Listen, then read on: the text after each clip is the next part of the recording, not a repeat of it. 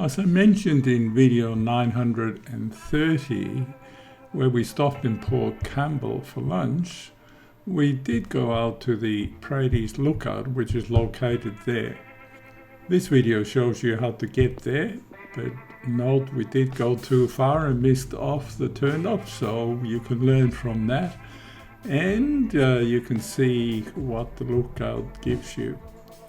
Now if you look closely, you will see a lonely surfer out there in the surf.